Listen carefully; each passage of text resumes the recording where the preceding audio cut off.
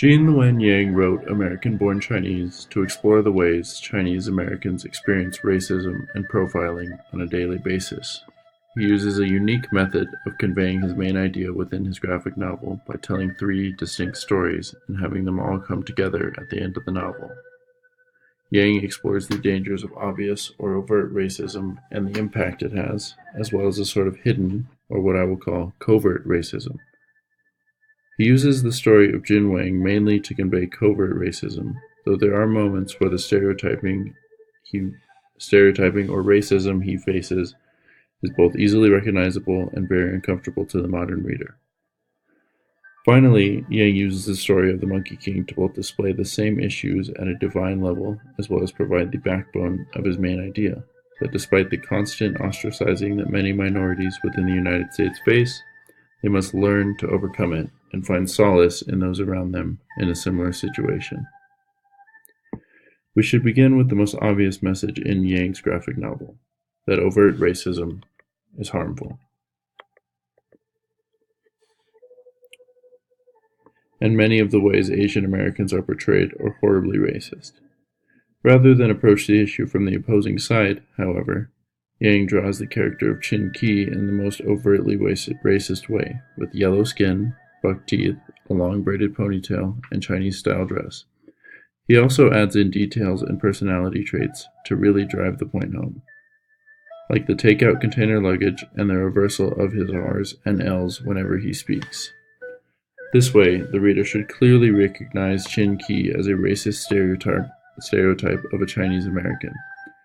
In fact, Chin Ki resembles the way Asian Americans were often drawn in racist cartoons during the 1800s anti-Chinese movement or the 1940s anti-Japanese sentiment.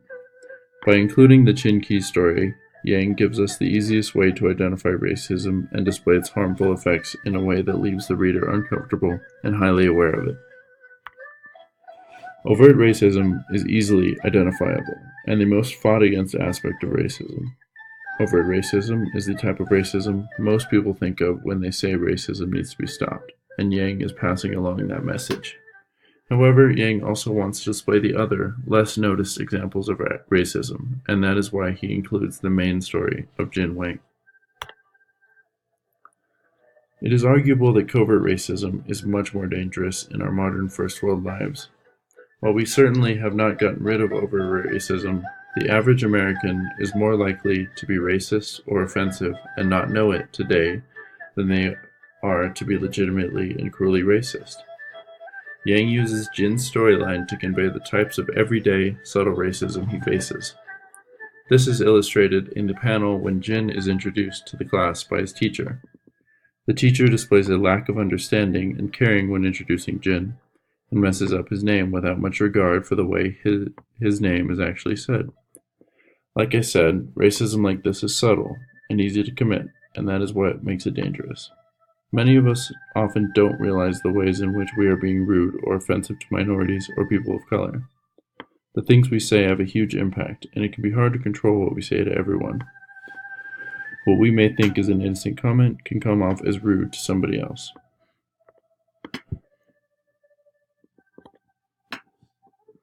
Yang uses this most clearly on page 179 when Amelia's friend asks Jin not to date her anymore because he thinks she needs to start, quote-unquote, paying attention to who she hangs out with. To the reader, this is a rather overt way of saying that he believes Amelia shouldn't date Asian Americans, but in practice, many of us are not as good at recognizing how racist things like this are when we say them. This is the idea that Yang is trying to draw our attention to. What may seem obvious to the outsider's perspective is often glossed over when we are the ones committing the covert racism. When my parents talked about Americans, they clearly meant white Americans. When they meant any other kind of Americans, they named them. They said Black people or Latinos or Native American Indians was the language they would use for Native people. And so I understood early on that a real American was a white American and everybody else had to be qualified. Well, Asian American to me is a political identification, not like Democratic or Republican, but meaning, a way to organize, a group identification that has political implications and meaning and power and strength. Wearing this skin color is a big deal to me, which is why I don't say I'm just American anymore, because I'm not, because America doesn't see me as just American. My first experience with race was when I was 6 years old. I fell in love with this girl named Janice, and I went up to her in the sandbox, and I was like, "Janice, I love you," and she was like, "You're the color of poop," and that was memory number one with like racism, and I didn't know what that was. I just took that literally. I was like, "What? No, it's not rubbing off." Like, it was very terrifying. These children around me already had the racial epithets to use against me. It's the first time in my life, of course, that I heard, chink and jap and gook. When I was in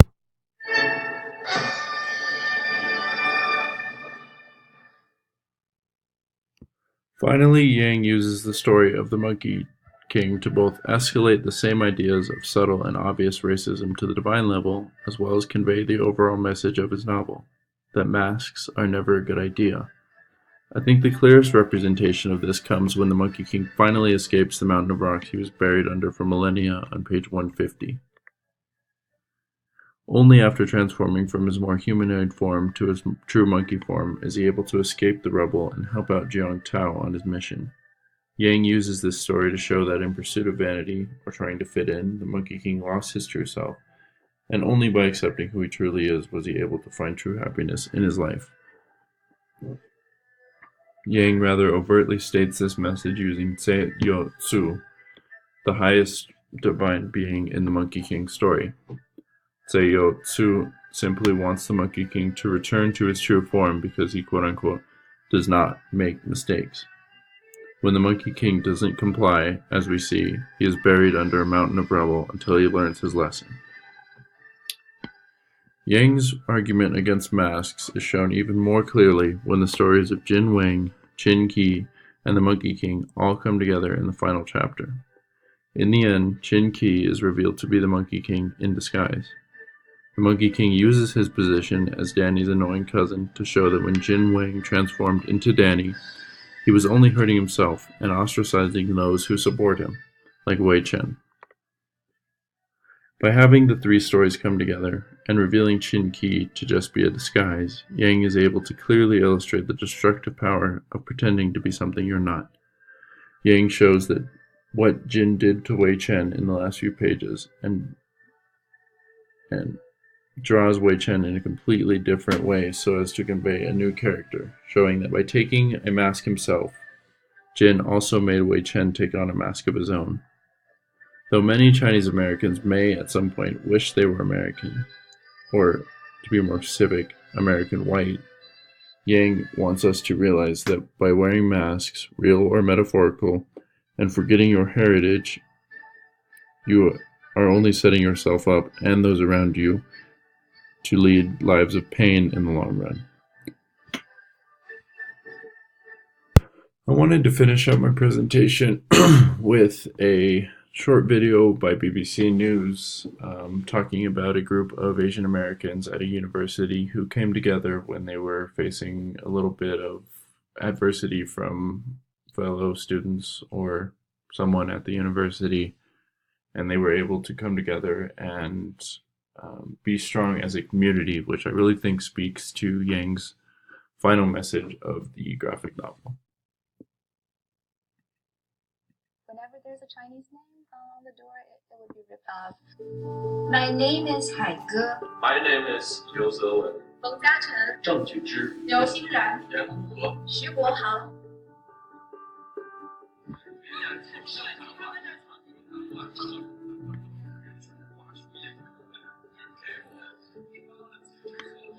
My name is Yan Hu He, but I also go by Jack among my friends.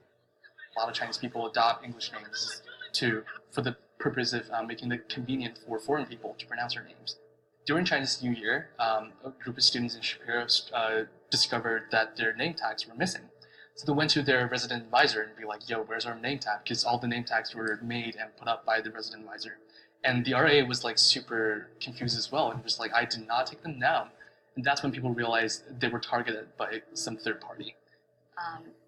I don't know what their intention is, but no matter what their intention is, it's really hurtful and really distressing to the Chinese community here.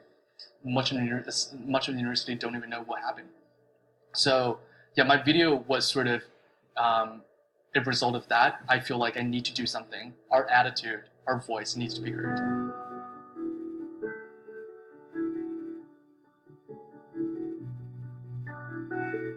My name is Joy and Happiness in Chinese.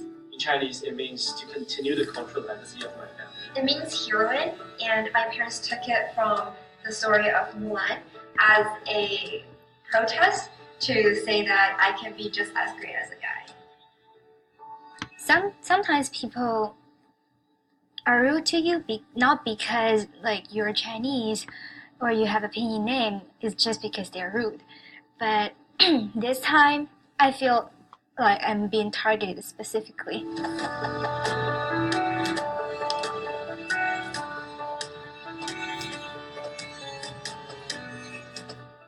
I am very shocked by the overwhelmingly positive feedback from just everywhere. Because when I first made the video, I intended the video to be shown among the campus community, and somehow the video was like shared to like Toronto and London and Sydney and like Paris and Moscow.